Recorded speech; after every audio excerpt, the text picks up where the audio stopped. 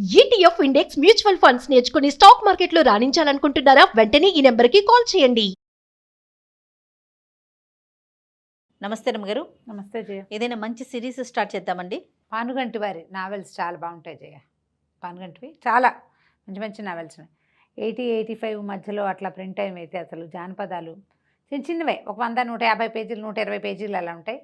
భలే ఇంట్రెస్టింగ్గా పోతాయి కథలు, కొత్త కొత్తగా ఉంటాయి, డిఫరెంట్గా. కొన్ని సోషల్ కథలు కూడా ఉన్నాయి అనుకుంటాను వేఎన్వి. ఈ జానపదాలు మంచి ఇంట్రెస్టింగ్గా ఉంటాయి. పానుగంటి వారిది 85లో ప్రింట్ అయింది ఇది. మాయా అశ్వం మంత్రహారం. మాయా అశ్వం మంత్రహారం.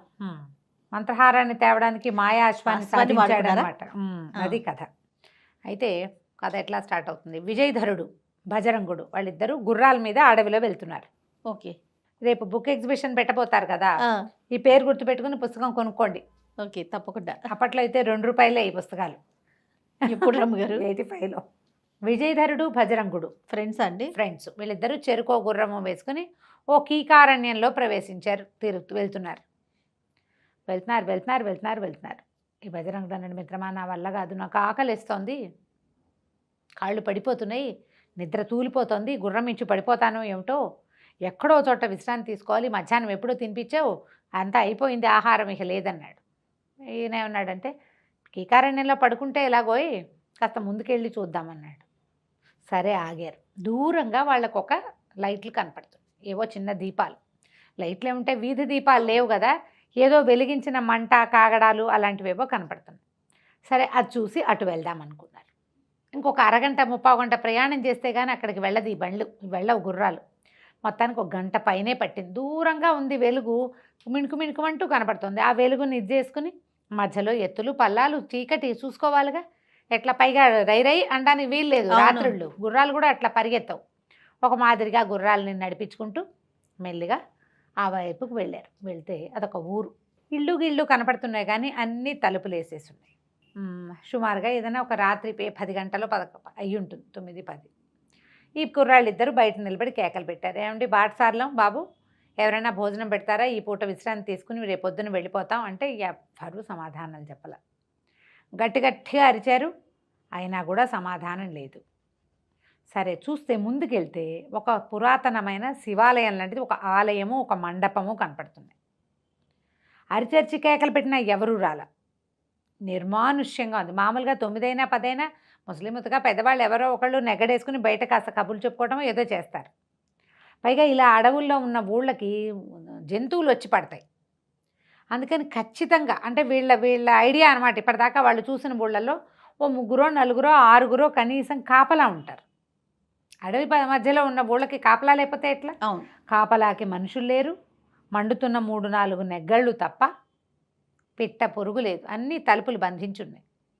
అక్కడి నుంచి అటు ఇటు చూస్తే శివాలయం అపరిశుభ్రంగా మట్టి కొట్టుకుంటూ ఉన్నటువంటి ఒక పెద్ద మండపం. అసలు కాదు, ఇంత ఊరుంటే ఇన్ని ఇళ్ళు కనపడుతున్నాయి. ఇప్పుడు పిలవకపోతే పీడాపోయిరి, పిలిస్తే పలకపోతే పీడాపోయిరి. ఇది దేవుడికైనా ఏమీ చేసుకోకుండా ఎట్లా ఉన్నారు వీళ్ళు, శివాలయంలో కూడా వెళ్ళకుండా మండపం అంతా దుమ్ము కొట్టుకుపోయింది చూడు అని మాట్లాడుకున్నారు. అక్కడి నుంచి సరే ఏం చేస్తాం, కనీసం పడుకోవడానికి ఒక ప్లేసు, వెచ్చగా నెగ్గళ్ళు ఉన్నాయి. అడవిలో కనీసం అలా కూడా ఉండదు కదా, చెట్ల మీద పడుకోవాలి, కింద పడుకుంటే పురుగు పుట్ర. అందుకని ఏమనుకున్నారు, ఒక నెగ్గడిగాలో దేవాలయానికి దగ్గరలోనే ఉంది మండపంలో కాస్త అటు ఇటు శుభ్రం చేసుకున్నారు. ఇట్లా పడుకోగానే భజరంగుడు నిద్రపోయాడు. గుర్రాలని ఆ పక్కనే ఒక లూజ్గా వదిలిపెట్టి తాడేసి కట్టేశారు. ఈ విజయధరుడికి నిద్ర పట్ల. సరే ఈ ఊరు ఎంత ఊరో చూద్దామని ఆ నెగ్గళ్ళ వెలుగులోనే అట్లా నడుచుకుంటూ వెళ్ళాడు. వెళ్ళేసరికి పెద్ద ఊరే అది, చాలా ఇళ్ళే ఉన్నాయి, అన్ని తలుపులు బంధించున్నాయి, ఎవ్వరి వాకిట్లోనూ పిట్ట పొరుగు కోడి మేక కూడా కిక్కురుమంటలు. అతను ఇట్లా నడుస్తూ ఆలోచిస్తూ వెళ్ళిపోయాడు ముందుకి. ఉన్నట్టుండి పెద్ద వికటాట్టహాసం వినపడింది. ఎంత అరుపో ఎంత నవ్వో అది, ఎక్కడి నుంచి వస్తుందో తెలియలే. కత్తి తీసి ఎవరని అటు ఇటు పరిగెడుతున్నాడు. చూడడం కోసం పరిగెత్తాడు, అటు పరిగెత్తాడు, ఇటు పరిగెత్తాడు, ఏమీ తెమలేదు, ఏమీ అర్థం కాలేదు. ఉన్నటువంటి గంటలు మోగటం మొదలుపెట్టినాయి. గంటలు అనగానే గుళ్ళో కదా, ఈ గంటలు మోగేసరికి మోగిన తర్వాత నవ్వు అవి ఆగిపోయినాయి. ఇతను మళ్ళీ వెనక్కి గుడివైపు దగ్గరికి, గంటలంటే గుళ్ళోనేనని వెనక్కి గుడివైపుకి నడవటం మొదలు పెట్టేశారు కదా. ఒక ఇంట్లో నుంచి మాటలు వినపడుతుంది. తాత గంటలు ఆగిపోయినాయి, రాక్షసి వెళ్ళిపోయి ఉంటుందా అని అడిగింది ఎవరో పిల్ల. వెళ్ళిపోయిందో, కంటపడ్డవాడిని ఏ జంతువుగా మార్చేసిందో అని ఒక పెద్ద ముసలాయన గొంతు వినపడింది. ఇతను అరిచి కేకలు పెట్టాడు, ఎవరు ఎవరు మాట్లాడేది, సమాధానం చెప్పండి అని అరిచినా సమాధానం రాల.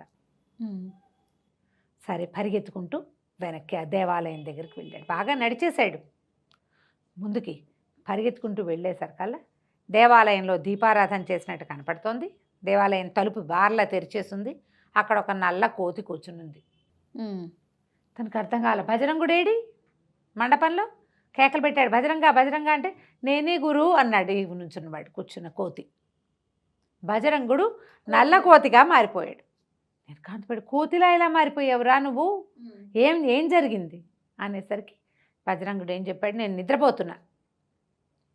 ఇంతలో ఎవరో ఒక అమ్మాయి వచ్చింది. దేవాలయం తలుపులు తీసింది. బయటంతా శుభ్రం చేస్తోంది. మెలకు వచ్చింది నాకు. చూస్తే నువ్వు కనపడలా.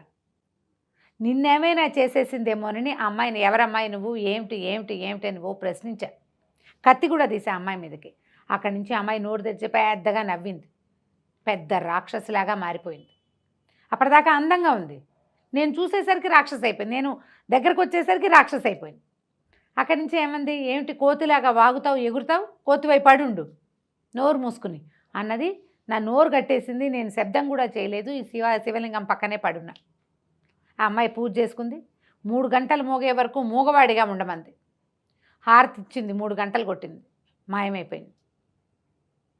నేను కోతిగా మిగిలిపోయాను, మాట మాత్రం వచ్చిందన్నాడు. ఏం చేయాలి ఇప్పుడు? అక్కడ ఊళ్ళో ఏమో సమాధానం లేదు. అంటే ఇతను విన్నాడు, రాక్షసి వస్తుంది, మనిషిని జంతువుగా మారుస్తుంది అనేది తెలిసింది. సరే రేపు పొద్దున్న చూద్దాం, పడుకోమన్నాడు. ఆ నల్లకోతి రూపంలోనే ఏడ్చుకుంటూ బజరంగుడు పడుకున్నాడు. ఇతను అదంతా పరిగెత్తుకుంటూ వచ్చాడు కదా, హైరాణగా ఉంది, ఏం చేయాలో తెలియదు.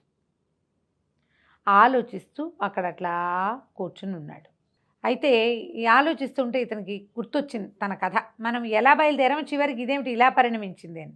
ఈ విజయధరుడు ఇక్కడికి చాలా దూరంలో ఉన్న చంద్రావతి రాజ్యానికి రాజకుమారుడు. ఓహో. వీళ్ళ నాన్న విద్యాధరుడు అని ఆయన రాజు. అయితే ఈయన ఈ కుర్రాడు విజయధరుడు లేటుగా పుట్టాడు, చాలా లేటుగా పుట్టాడు. ఈ పుట్టిన పిల్లాన్ని బాగా ముద్దు చేశారు, చక్కగా జాగ్రత్తగా చూసుకున్నారు. అతనికి ఈ బజరంగుడు చిన్నప్పటి నుంచి ఫ్రెండ్. విద్యాబుద్ధులు చెప్పించారు. వివాహం చేసిన తర్వాత పట్టాభిషేకం చేద్దాం అనుకున్నారు. వివాహానికి ఇతను నాకు అపురూప సౌందర్యవతి కావాలని కోరుకున్నాడు. ఎక్కడెక్కడి నుంచో చిత్రపటాలు తెప్పించారు, ఏమీ నచ్చల. ఇతను ఏమన్నాడు, నాకు నచ్చిన అమ్మాయి నిరుపేదైనా పర్వాలా, కానీ నా కంటికి నచ్చాలి అంటే ఎన్నో రకాల చిత్రపటాలు తెప్పించారు, ఏవీ ఎక్కలేదు. ఇంతలో ఒక చిత్రాచార్యుడు ఒక ఆయన వచ్చాడు. ఆయన పట్టుకొచ్చిన పటాలన్నీ చూసిన తర్వాత పెద విరిచి, ఇంకేమీ లేవా మీ దగ్గర, ఇంకేమీ లేవా మీ దగ్గర అని పదే పదే ఈ విజయధరుడు అడిగాడు. అడిగేసరికల్లా మహారాజా విజయధరుడు అన్నాడు, అట్లా అడిగితే ఎట్లాగరా అయ్యా, ఆల్రెడీ వచ్చి ఇచ్చాడు కదా, ఇంక అంతకంటే ఏముంటాయంటే ఆయన చాలా ఆలోచిస్తూ, నా దగ్గర ఇంకొక చిత్రపటం ఉంది ప్రభు అని చెప్పి ఒక చిత్రం తీసాడు. తీస్తే ఆ అమ్మాయి ఎంత సౌందర్యవతో. ఈ విజయధరుడు, ఈ అమ్మాయే నాకు కావాలి, ఎవరమ్మాయి ఏమిటి అనేసరికల్లా ఆ చిత్రాచార్యుడు అన్నాడు, నాకు ఏ వివరాలు తెలియదు ప్రభు, చిత్రం వేశాను అంతే అనేసరికల్లా విజయధరుడికి కోపం వచ్చింది. అట్లా ఎట్లా వేస్తావు నువ్వు, ఎవరో ఒకళ్ళని చూసే, ఇప్పుడు ఇన్ని పటాలు తెచ్చావు, ఎవరినో చూసి వేసావు, వాళ్ళ అడ్రస్లు ఉన్నాయి, ఈ అమ్మాయిది ఎందుకు లేదు? మానవ సృష్టి, దైవ సృష్టి కాకుండా కుదరదు కదా అంటే ఇతను ఏమన్నాడు ఈ చిత్రాచార్యుడు, కాదు ప్రభు, నేను ఒక శిల్పాన్ని చూసి వేశా. ఓహో. ఒక శిల్పం, అది మందారవతి రాజ్యానికి ఆనుకుని ఉన్న ఒక అరణ్యానికి దగ్గరలో ఒక ఋష్యాశ్రమం ఉంది. నందనుడు అనే ఋషి ఉన్నాడు అక్కడ, నందుడు ఆయన పేరు. అయితే ఆయన భార్య ఉన్నారు. నేను ఒకరోజు వెళ్తూ అక్కడ ఆశ్రయం పొందాను. ఆయన దగ్గర ఈ శిల్పం ఉంది, ఈ అమ్మాయి శిల్పం. ఆ శిల్పం సౌందర్యానికి ముగ్ధుండయి ఒక పటం వేసుకుంటానని అడిగితే ఆయన పటం వేసుకో, వివరాలు అడగద్దన్నాడు. ఏ వివరము ఆయన చెప్పల, పటం మాత్రం వేసుకొచ్చా అనేసరికి విజయధరుడు అన్నాడు, అబ్బో ఇంత మంచి క్లూ ఉంది, అక్కడికి వెళ్తే తెలిసిపోతుంది, నీకెందుకు చెప్పలేదు నేను కనుక్కుంటాను అనేసరికి ఆ విద్యాధర మహారాజు కేకలేశాడు కొడుకుని, వద్దు వద్దు, ఇలాంటి ప్రయత్నం చేయొద్దు. ఒట్టి శిల్పం అంటే మనకు ఎట్లా తెలుస్తుంది శిల్పం మనిషి అవునో కాదంటే? ఏదో ఒక మోడల్ లేకుండా చిత్రకారుడో శిల్పకారుడో ఎట్లా చేస్తారు? మోడల్ ఖచ్చితంగా ఉంది. మానవకాంత కాకపోతే ఇంకా ఏదైనా మరి దైవకాంత అయి ఉండొచ్చు. నీకెందుకు అంటాడు తండ్రి, నాకు కావాల్సిందే అంటాడు కొడుకు. చివరికి తండ్రిని ఒప్పించి విజయధరుడు 2 గుర్రాలతోటి బజరంగుడు స్నేహితుడైన బజరంగుడితోటి ఏదో కొంత ధనాన్ని మూట కట్టుకుని ప్రయాణం సాగించాడు. వెళ్తూ వెళ్తూ వెళ్తూ మధ్యదారిలో ఈ అడవిలోకి వచ్చి, ఈ ఊళ్ళోకి వచ్చి ఇప్పుడు బజరంగుడిని కోతిగా మార్చుకుని కూర్చుని ఉన్నాడు ఇక్కడ. ఓహో, ఇప్పుడు ఆ అమ్మాయిని వెతకడంతో పాటుగా ఈ కోతిని మనిషిగా మనిషిగా మార్చాలి. సరే, ఇది ఏం చేయాలో తెలియదు కదా. సరే, రేపు పొద్దున్న చూద్దామని అప్పటికి పడుకుని నిద్రపోయాడు. ఇతను అమ్మాయి కోసం వెళ్తున్నాడు. ఈ వెళ్ళే దారిలోనే అతను ఊరి నుంచి బయటపడ్డాక, ఇది మందారవల్లో ఏదో ఒక రాజ్యానికి ఆనుకుని ఉన్న ఒక అరణ్యంలో ఈయనున్నాడు నందుడు. అక్కడికి వెళ్ళాడు. వెళ్ళి ఆయన ఆశ్రమానికి వెళ్తే ఆయన భార్య భర్త ఇద్దరు ఉన్నారు. ఆ లోపల ఆశ్రమం లోపల చక్కటి అందమైన శిల్పం ఉంది. ఇతను ఎవరినైనా చూశాడో, ఏ అమ్మాయి చిత్తరు అయితే చూశాడో ఆ అమ్మాయిది అక్కడ శిల్పం ఉంది. ఇతను బతిమలాడాడు. బతిమలాడితే ఆయన ఏం చెప్పాడంటే, ఈ అమ్మాయి ఎవరు వివరాలు కనుక్కోమంటే, వివరాలు ఎందుకు, మీరు చిత్తరు ఇది చూడండి శిల్పం అంతేనన్నాడు. ఎంత అడిగినా వివరాలు చెప్పడానికి వీలు లేదయ్యా, చెప్తే కుదరదన్నాడు. అనేసరికల్లా ఈ అబ్బాయి ఏమన్నాడు విజయధరుడు, సరేలేండి, నేను అమ్మాయి చిత్రపటం చూసి చూడగానే ప్రేమలో పడ్డాను. జన్మజన్మలకి ఈ అమ్మాయే నా భార్యగా కావాలనుకున్నా. మనసు మార్చుకోవడం రాజధర్మం కాదు. నేను మనసు మార్చుకోను. ఏంటి, శిల్పం చూసే? శిల్పాన్ని చూసేది కాదు, చిత్రం చూసి ఫోటో చూసి ప్రేమలో పడ్డాడు. నేను ఏమైనా సరే ఈమెను వదిలిపెట్టి వెళ్ళే ప్రసక్తి అయితే లేదు. ఈమె నాకు దక్కదు, ఈమె వివరాలు మీరు నాకు ఇవ్వరు అని చెప్తున్నారు కాబట్టి ఇవ్వనని మెడ నరుక్కుని చచ్చిపోతాను ఇక్కడేనని మెడ నరుక్కుపోయాడు కత్తితోటి. ఈయన నందమహర్షి కాళ్ళు చేతులు పట్టుకున్నాడు. నాయన అంత తొందరపడిపోక, ఇంత ప్రాణాలు పెట్టుకున్నావు కాబట్టి ఇక చెప్పక తప్పదు. చెబితే వచ్చే ప్రమాదం ఏమిటో కూడా నీకు చెప్తాను. ఈ అమ్మాయి నా కూతురే. అమ్మాయి పేరు మానసప్రియ. చాలా అందమైన శిశువు లేక కలిగింది. మేము పంచప్రాణాలు పెట్టుకుని పెంచుకున్నాం, నేను నా భార్య. అయితే మేము ఎంతో కాలంగా ఈ అడవిలోనే, ఈ ఋష్యాశ్రమంలోనే ఉన్నాం. పిల్ల చాలా అందగత్తె, చక్కగా అన్ని బుద్ధిమంతురాలు, అన్ని పనులు చేసేది. నీళ్లు తేవడానికి, పువ్వులు తేవడానికి అడవిలో తిరుగుతూ ఉండేది.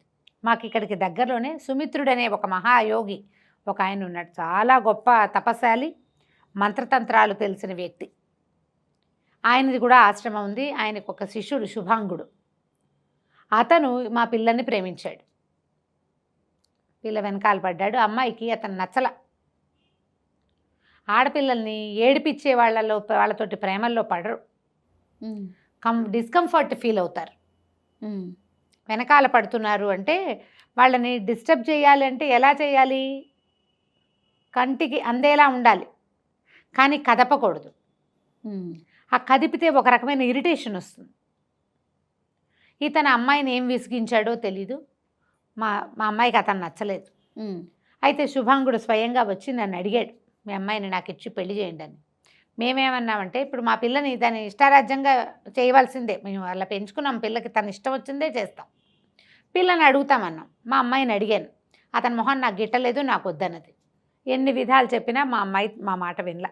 అతను అడుగుతున్నాడమ్మా, కోరి వచ్చిన సంబంధం కాదనుకోకూడదని చెప్పినా కూడా మా అమ్మాయి ఇష్టపడలేదు. అతని ధోరణి నాకు నచ్చదు, వద్దన్నది. శాశ్వతంగా వివాహం చేసుకుని శాశ్వతంగా కాపురం చేయవలసింది పిల్ల. అవును, ఆ అమ్మాయికి ఇష్టం లేదు కాబట్టి మేము కూడా సరే, మేము మా పిల్లకి ఇష్టం లేదు, సారీ చెప్పేశాము. కానీ శుభాంగుడు ఒకనాడు ఒంటరి పాటున మా అమ్మాయి ఉండగా చూసి ఆమెను బలాత్కరించిపోయాడు. క్రూరుడు. అలాంటి వాళ్ళని ఆడవాళ్ళు ముందే పసిగడతారు. ఈ క్రూరుడు ఇలా చేసేసరికల్లా నేను అప్పుడే పరిగెత్తుకుంటూ వచ్చాను. ఆ కామాంధుడిని శపించాను, నేను భస్మం అయిపోమని. నేనంత తపశ్శాలిని కాదు, కానీ నా తపస్సులో ఉన్న సగభాగాన్ని అతన్ని శపించడానికే వెచ్చించేశాను. కానీ ఆ శాపం పెట్టేటప్పుడు ఇతను సుమిత్ర మహాముని శిష్యుడని కానీ ఆయన కోపగించుకుంటాడని కానీ నాకు అనిపించలే. నా పిల్ల బాధపడుతోంది, అవమానపడుతోంది అన్న ఫీలింగ్ తోటి దాంతో శపించేశాను. భస్మపు రాశిగా మారిపోయాడు, మాడిపోయాడు వాడు.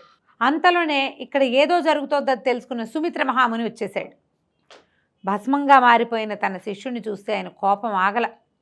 ఆయన గట్టి గట్టిగా అరిచి కేకలేశాడు నన్ను. అక్కడి నుంచి మీ శిష్యుడని ఆలోచించకుండా నీ కూతురు కోసం ఇంత పని చేసావు, ఏ కూతురుని చూసుకుని ఇంత వెర్రవీగుతున్నావో ఆ కూతురు శిలగా మారిపోతుందని నా కూతురుని శపించాడు ఆయన. కానీ శిష్యుడు తప్పు చేశాడు కదా. తప్పైతే చెప్పుకోవాలి, నన్ను అడగాలి, నాతో చెప్పాలి, అంతేగాని వాడిని చచ్చిపోమంటే ఎట్లా? ప్రాణం తీయటం కరెక్ట్ కాదు కదా అన్నాడు. అని ఈ నీళ్లు చల్లేశాడు, మంత్రజలం చల్లేశాడు. నా కూతురు శిలగా మారిపోయింది. ఇదిగో అదే ఆ శిల. దీంతో పాటు ఒక ఇది పెట్టాడు. ఈ శిలా రహస్యాన్ని ఎవరికైనా చెప్తే నువ్వు నీ భార్య కూడా శిలలుగా మారిపోతారు అని. దాంతో నేను నా భార్య ఇద్దరం బాగా ఏడుస్తూ ఏం చేయాలో తెలియక అల్లారు ముద్దుగా పెంచుకున్న పిల్ల శిల్పంగా మారిపోయింది. జీవితం ఏమైపోవాలి మాది మరి. అక్కడి నుంచి మేము ఆయన కాళ్ళ వేళ్ళబడి చాలా బతిమలాడాము. అయితే ఈయన మీ శాపాన్ని సడలించలేను, మీ అమ్మాయి శాపాన్ని సడలించగలను. శివపర్వత శ్రేణిలో ఉన్న జగన్మాత ఆలయంలో అమ్మవారి మెడలో ఉన్న మంత్రహారాన్ని తెచ్చి తగిలిస్తే, ఈ అమ్మాయి మెడలో వేస్తే ఈ అమ్మాయి మామూలు మనిషి అవుతుంది. కానీ ఈ రహస్యాన్ని మీరు ఎవరికి చెప్పినా మీరు కూడా శిల్పాలుగా మారటం మాత్రం తప్పదు అని చెప్పాడు. చెప్పి ఆయన మారిపోయాడా? ఇప్పుడు మేము శిల్పాలుగా మారిపోతాను నాయన, కాకపోతే ఆ శివపర్వతం ఎక్కడుంది అది చెప్పాలి కదా. ఆ కథ అంతా ముందే చెప్పాడనమాట. ఇది శివపర్వత శ్రేణుల్లో జగన్మాత ఆలయం ఒకటి దేవతలు నిర్మించారు. దేవశిల్పి అయిన మయాసురుడు ఆ దేవాలయాన్ని స్వయంగా చాలా శ్రద్ధగా శివపర్వతాల్లో అమ్మవారికి దేవాలయం ఉండాలని కట్టాడు. ఎంత శ్రద్ధగానో, మామూలుగా ఆయన కంటి చూపుతో కట్టేస్తాడు. చాలా శ్రమపడి ఎక్కువ పనిచేశాడు దాని మీద. ఒక అమ్మవారి అద్భుతమైన విగ్రహాన్ని తయారు చేశాడు, చెక్కాడు శిల్పం. చెక్కిన తర్వాత ఏదో లోటుగా ఉంది. ఆ ముఖంలో, అమ్మవారి ముఖంలో రావాల్సిన కళ రావడం లేదు. అతను చాలా తపస్సు చేస్తే జగన్మాత ప్రత్యక్షమై నవ్వింది. నవ్వి ఏమన్నదంటే, నిత్యము నా మెడలో ఉండే మంత్రహారం వల్ల, అదేంటంటే కోటి ప్రాణుల యొక్క జీవశక్తి, కోట్ల ప్రాణుల యొక్క జీవశక్తి, ఆ హారం వల్ల నా ముఖానికి ఇంకా వెలుగొస్తుంది. నువ్వు ఆ హారాన్ని వెయ్యలేదు కాబట్టి ఇక్కడ నీ వెలుగు రావటల్లా ఈ విగ్రహానికి అని చెప్పి ఆమె స్వయంగా తన మెడలోంచి ఆ మంత్రహారాన్ని తీసి ఆ విగ్రహానికి అలంకరించింది. ఇది అలాగే వెలుగులు విరజిమ్ముతూ ఉంటుంది. చూసే వాళ్ళకి విగ్రహంలో భాగంగానే కనపడుతుంది, కానీ ఇది ప్రత్యేకమైన హారం. ఆమె తనే తన మెడలోంచి వేసింది. ఆ మంత్రహారం అది తీసుకొచ్చి వేస్తేనే ఈ పిల్ల నార్మల్ అవుతుందని ఆయన చెప్పాడనమాట. ఓకే. అది ఇక్కడికి చాలా దూరం, దాన్ని తేగలిగేవాడెవడూ లేడు. కానీ సుమంత్ర మహర్షి దీని ప్రకారం నేను ఇదైపోవాలి, నేను రాయి అయిపోయే లోపల నేనేం చేస్తానంటే, అతను సగం తపశ్శక్తిని వాడేశాడు భస్మం చేయటానికి. మిగిలిన తపశ్శక్తిని, మంత్రశక్తిని భస్మగుళికలుగా చేసి ఇతని చేతిలో పెట్టాడు. ఆ భస్మగుళికలు తీసుకోవటం ఏమిటి, వెంటనే ఈ నందుడు అనే మహర్షి తన కూతురు పక్కనే ఒక శిలా విగ్రహంగా మారిపోయాడు. అయితే దీనికి ముందు ఏం చెప్పాడంటే, ఈ రాజకుమారుడికి చెప్పేటప్పుడు రెండో మనిషికి చెప్పకూడదు ఈ రహస్యం. ఎవరికైనా చెప్తే వాళ్ళు శిలగా మారిపోతారు. అందుకని భజరంగుని బయటికి పంపించేసి విజయధరుడికి ఒక్కడికే ఈ విషయం చెప్పాడు. ఓకే. నువ్వు కూడా ఈ విషయాన్ని ఎవ్వరికీ చెప్పకూడదు. రహస్యం బయటపడిందా శిల్పంగా మారిపోవటమే, శిలగా మారిపోతావు. మేము ఎట్లా అయిపోయామో నువ్వు కూడా అంతే. దాంతో తండ్రి శిలగా మారిపోయాడు. ఆయన ఇచ్చిన భస్మపు గుళికల్ని ఇతను ఏం చేశాడంటే, చిన్న చిన్న బాల్స్ అనమాట, అంటే విభూది ఉండలు లాంటివి, బూడిద ఉండలు, భస్మం అంటే బూడిద, అదే కదా, ఉండల్ని దట్టిలో భద్రపరుచుకున్నాడు. ఏం చేయాలి, బయటకు వచ్చాడు. ఇప్పుడు ఆ శివపర్వతం ఎక్కడ, బయటకు వచ్చాక బజరంగుడికి ఏం చెప్పాడంటే, నాయన ఆయన చెప్పింది చాలా ప్రాణాంతకమైన రహస్యం, నీకు చెప్పలేను, కానీ ఇక్కడి నుంచి చాలా ప్రయాణం చేయాలి, చాలా ప్రయాణం చేయాలి, నువ్వు రామడల పైనే పడుతుంది, నువ్వు వెళ్ళిపో వెనక్కి, నేను అమ్మాయిని సాధిస్తే కానీ ఇంటికి రాను అంటే బజరంగుడు ఒప్పుకోలే. పర్వాలేదు, నేను నీతోటే వస్తానని ఈ ప్రయాణం అంతా చేసి ఈ అడవిలో ఈ పల్లెటూళ్ళలోకి చేరారు. కోతైపోయాడు. తెల్లవారింది. ఇక కోతిని పక్కన పెట్టుకుని నడవటం మొదలుపెట్టాడు. ఊళ్ళోకి వెళ్ళేసరికి ఊళ్ళో అందరూ తలుపులు తీసుకుని మామూలుగానే ఉన్నారు. ఈ శివాలయంలో జరిగిన సంగతి ఏది మాకు తెలియనట్టుగా ఉన్నారు వాళ్ళు. ఆ శివాలయం జోలికి ఒక్కడు రావట్లా, ఒక్కడ దండం పెట్టట్లా. అక్కడ ఆలయం అలాగే ఉంది, తలుపేసేసారు పొద్దునే. తలుపు దాని అంతటా అదే మూతపడిపోయి ఉంటుంది. ఒక్కళ్ళు కూడా వీళ్ళని కేసు చూస్తున్నారు విచిత్రంగా, కానీ పలకరించి మాట్లాడటల్లా. అక్కడి నుంచి నల్లకోతని వెంబడి పెట్టుకు తిరుగుతుంటే విచిత్రంగా చూస్తారు వాడిని. అటు ఇటు ఈ గ్రామ పెద్ద ఎవరని అడిగి ఆయన దగ్గరికి వెళ్ళాడు. వెళ్ళి ఇదేం ఊరు ఏమిటి ఇక్కడ రాత్రి చాలా పెద్ద ఇది వినిపించింది అదే అడిగాడు. అడిగేసరికి మీరు కానీ ఆ రాక్షసు కంటపడ్డారా అని అడిగాడు ఆయన. కంటపడింది అనగానే ఇంకేముంది అన్నాడు. ఆ రాక్షసి కొంతకాలంగా ఇక్కడికి వస్తూనే ఉంది, ప్రతిరోజు రాత్రిపూట వస్తుంది. ఏ స్వరూపంలో ఏం చేస్తుందో తెలీదు. ఎవడైనా నరమానవుడు ఆమె కంటపడితే సంపదు జంతువుగా మార్చేస్తుంది. ఆమె మార్చిన జంతువులు ఎన్నున్నాయో బాగుంది, జంతువులు అయిపోతారు. అందుకని ఇది తెలిసి మేము మాకు దగ్గరలో ఒక యోగున్నాడు, ఆయన చెప్పడం వల్ల సాయంత్రం చీకటి పడంగానే నెగ్గళ్ళు వెలిగిస్తాం, ఎవరి దాని వాళ్ళు తలుపులు వేసుకుంటాం. 3 గంటలు వినపడ్డాకే బయటకు వస్తాం. గంటలు కొట్టి హారతి ఇచ్చి వెళ్ళిపోతుంది. ఆ రాక్షసి ఎందుకు వస్తుందో, ఎందుకు అరుస్తుందో, ఎందుకు ఏడుస్తుందో, ఎందుకు ఈ పూజ చేస్తుందో మాకెవ్వరికీ తెలియదు. చాలా కాలంగా ఇలాగే జరుగుతోంది. అది ఉండటం వల్ల మాకే జంతువులు గింతులు ఏవీ రావు. రాక్షసు ఉండటం వల్ల ఈ ఊళ్ళోకి ఏమీ ప్రమాదం జరగదు. కానీ మేము రాత్రిపూట మాత్రం ఎవరికి ఆశ్రయం ఇవ్వం. కొత్త వాళ్ళకి ఇచ్చిన వాళ్ళు లోపలికి రావాల్సిందే. బయట ఉన్నారంటే వాళ్ళు జంతువులుగా మారిపోతారు. ఇక వాళ్ళకి మాకు సంబంధం లేదు. అయితే ఏమైంది, ఈ జంతువులుగా మారిపోయిన వాళ్ళు వీడిని ఏం చేయాలి, వీడు మాట్లాడుతున్నాడు. వీడు మాట్లాడాకే ఆయనకు అర్థమైంది రాత్రి వీళ్ళు రాక్షసిని చూశారు అని. ఆయన ఏమన్నాడంటే, ఈ చివర ఒక యోగి ఉన్నాడు మాకు కొంచెం దూరంగా, ఉత్తరం వైపుగా ఒక వాగుంది, ఆ వాగు ఒడ్డున యోగి ఉంటాడు. ఆయన వీళ్ళని మనుషులుగా చేస్తాడంటే ఇతని బజరంగుడిని వెంబడి పెట్టుకుని ఆ యోగి దగ్గరికి తీసుకుపోయాడు. తీసుకెళ్తే ఆ యోగి మంత్రజలం చల్లి వీడిని కాస్త మామూలు వాడిని చేశాడు. చేసేసరికల్లా ఆయన చెప్పాడు, ఆయన అడిగాడనమాట, ఏమిటి ఏం జరిగింది ఇక్కడ, ఎందుకు ఆ రాక్షసు వస్తుంది అనేసరికల్లా ఇప్పుడు ఇంతమంది ఎంతోమందిని అది జంతువులు చేసింది, ఒక్కళ్ళు కూడా ఏమిటని అడగలేదు, మనుషులైపోతే చాలనుకుంటారు, దాని చరిత్ర ఏమిటి అని అడిగితే ఈ అమ్మాయికి శాపం ఏదో ఉంది, ఒక రాక్షసి అమ్మాయి, ఒక యక్ష గంధర్వకాంత, ఆమెకున్న శాపం వల్ల ఆమె ఇట్లా మారిపోయింది. శాపం తీరితే ఆమెకు ఆ సమస్య పోతుంది. అయితే ఇతనేమన్నాడు, అయితే మేము ఆ రాక్షసుని ఎదుర్కొంటాం, ఆమె ఎక్కడ ఉంటుందో చెప్పండి, ఎట్లా ఆమెను ఎదుర్కోవాలి, ఎదుర్కొని ఆమె కష్టం ఏదో తీరిస్తే సరిపోతుంది, ఆ కష్టం తీర్చడానికి నేను సిద్ధం అని చెప్పేసరికి ఆయన ఎంకరేజ్ చేశాడు. సరే ఒక పని చెయ్యి, ఆమెతో మాట్లాడేందుకు నీకు ఒక అవకాశం నేను ఏర్పాటు చేస్తానన్నాడు. ఎట్లా ఇతను రాక్షసుని ఎదుర్కొన్నాడో ఆమె ఇతనికి ఏమైనా సహాయం చేసిందా, ఎలా ఇతను ఆ మాయా అశ్వాన్ని మంత్రహారాన్ని సాధించి ఆ మానసప్రియ అనే శిల్పసుందరిని సజీవ సుందరిగా మార్చాడు. బజరంగుడి కోతి రూపం పోయాక ఇతను అడిగాడు, ఇలా ఎందుకు జరిగింది, ఆ రాక్షసు ఎవరు, ఆమె ఎందుకు ఇట్లా చేస్తోంది అంటే అప్పుడు ఆ యోగి చెప్పాడనమాట. ఏం చెప్పాడో ఇప్పుడు విందాం. ఓకే. ఆమె రాక్షసి కాదు, ఆమెకు గంధర్వ కన్య. ఏదో శాపవశాత్తు అట్లాంటి రూపాన్ని పొందింది. అదేంటంటే ఆవిడ పగటిపూట పులి రూపంలో ఉంటుంది, పులిగా తిరుగుతుంది, రాత్రిళ్ళు రాక్షసిగా కనపడుతుంది.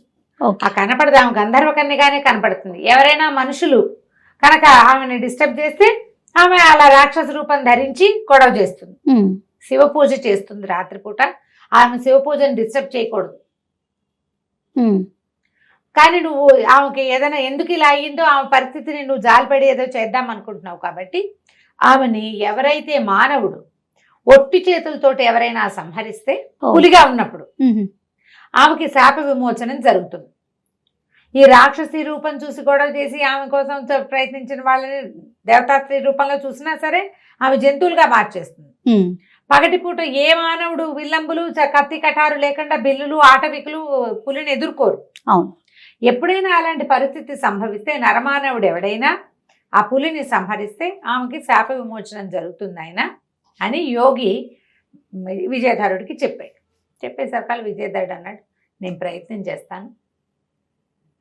పాపం గంధర్వ కన్య ఈ పులిగా ఉండటం ఏమిటి, రాక్షసుగా మారటం ఏమిటి, చాలా దుర్భరమైన జీవితం కదా. అవును, నేను చూసా, నాకేదైనా చెయ్యాలనుంది, నేను ట్రై చేస్తాను అన్నాడు. సరే ఈ యోగి అన్నాడు, అలాగే నాయన, ఇప్పుడు ఈ మనం ఉన్న అడవికి అవతల ఒక వాగుంది, ఆ వాగు అవతల ఆ పులి నివసిస్తుంది, నేను నిన్ను అక్కడికి ప్రత్యక్షమయ్యేలాగా చేస్తా, ఇక్కడి నుంచి మాయమైపోయి నువ్వు అక్కడికి వెళ్ళిపోయేలాగా ప్రయత్నం చేయమన్నాడు. ఓకే. చేయమంటే సరే ఇతను విజయదాడు అన్నాడు, బజరంగనరే నువ్వు ఇక్కడే ఉండు, నేను వెళ్తానని ఆ యోగి చేసిన మంత్ర సహాయంతో ఈ వాగు అవతల ఉన్న పులి హెర్బరేజ్ ఎక్కడైతే అది పులి మాటు పెట్టుకుని ఉంటుందో అక్కడికి వెళ్ళాడు. నిదానంగా చూస్తున్నాడు, వాగు ప్రశాంతంగా పారుతోంది, పిట్ట కూడా కదలటల. ఇంతలో ఒక దగ్గరగా గుంపుగా ఉన్న పొదల్లోంచి ఒక బక్క చిక్కి డొక్కలంటుకుపోయిన పూలు ఒకటి బయటకు వచ్చింది. పెద్దగా ఆహార స్వీకారం చేయటల్లా అది. తింటే పులిలు బలిసి ఉంటే పులి ఎట్లా ఉంటుంది, పులి ఎట్లా ఉంటాయి, బలంగా ఉంటాయి. కానీ ఇది బక్క చిక్కిపోయింది, డొక్కలంటుకుపోయి ఉన్నాయి.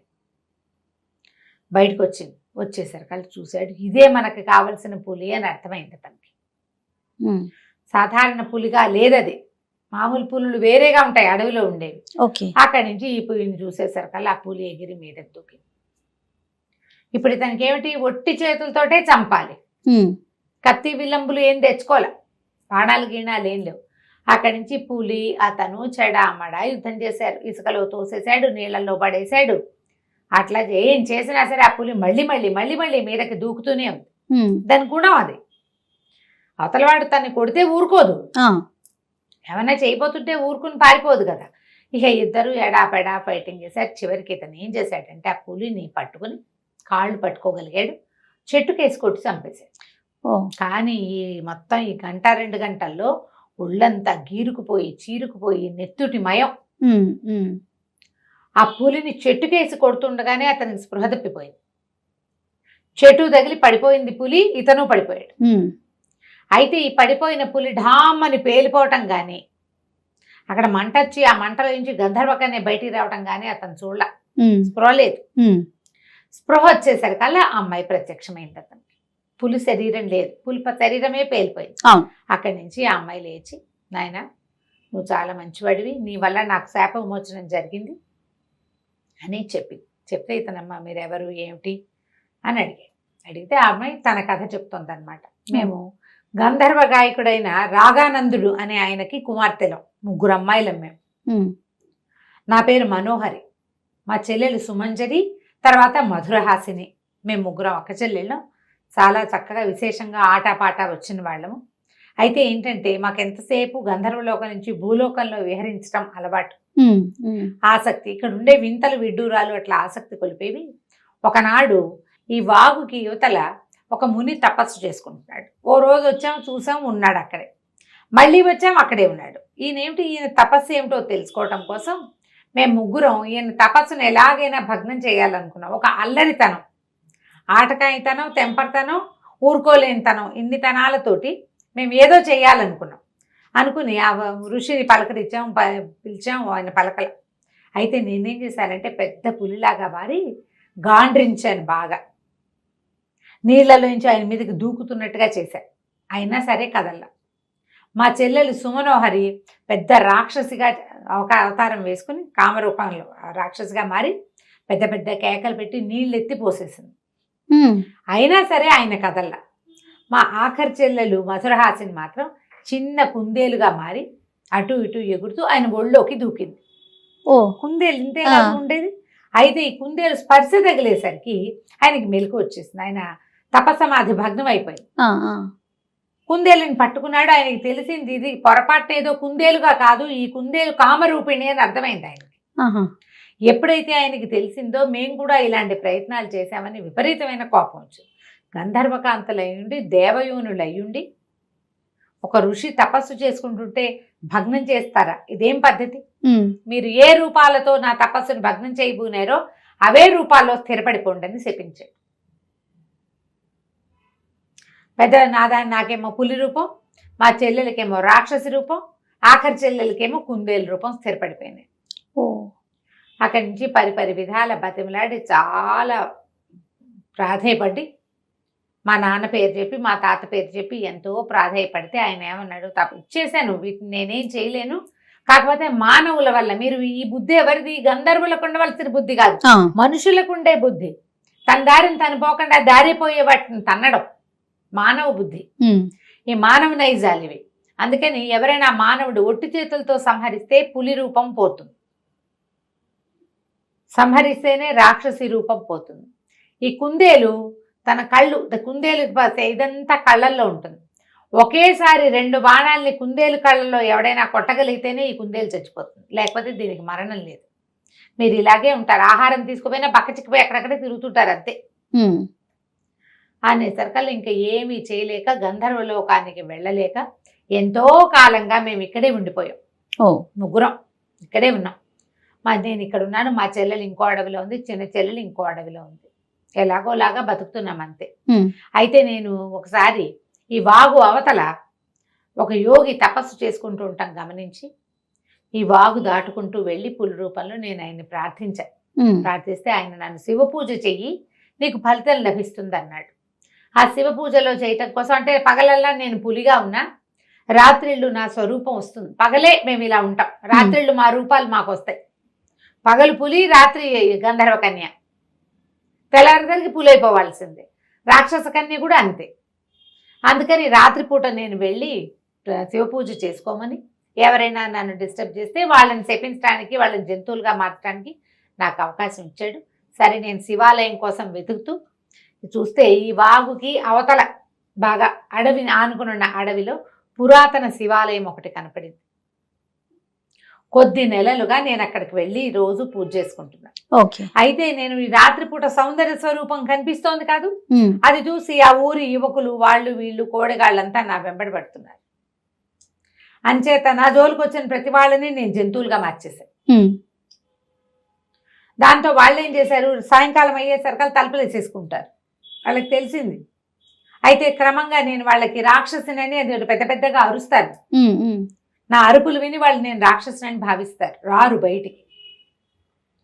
బయటికి రాకుండా ఉంటారు. గంధర్వ స్వరూపంలోనే నేను వచ్చినప్పటికీ పగలయ్యేసరికి, తెల్లారేసరికి నేను పులిగా మారిపోతాను. యోగి వల్ల నాకు ఇది కుదిరింది అనేసరికి అలా సరే. తను ఆశ్చర్యపోయాడు విజయధరుడు. ఎంత విశేషం, చాలా బాగుంది. ఆ తర్వాత అమ్మాయిని అడిగాడు, నేను మాయాస్వం అదే మంత్రహారం కోసం బయలుదేరాను అంటే, అప్పుడు ఆవిడ ఏం చెప్పిందంటే, మంత్రహారం నీకు లభించదు, అది చాలా కష్టసాధ్యమైనది.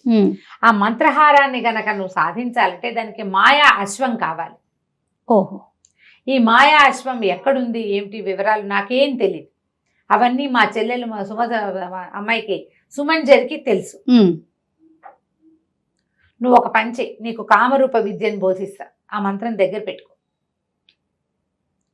ఈ అడవి అవతల మా చెల్లెలుంది, అక్కడికి వెళ్తే, ఆమె దగ్గరికి కనుక వెళ్తే, ఆమెను సంహరిస్తే, ఆమెకు కూడా నువ్వు శాప విమోచనం చూపించగలిగితే, అప్పుడు ఆమె దగ్గర నుంచి నీకు దీని తాలూకు వివరం వస్తుంది.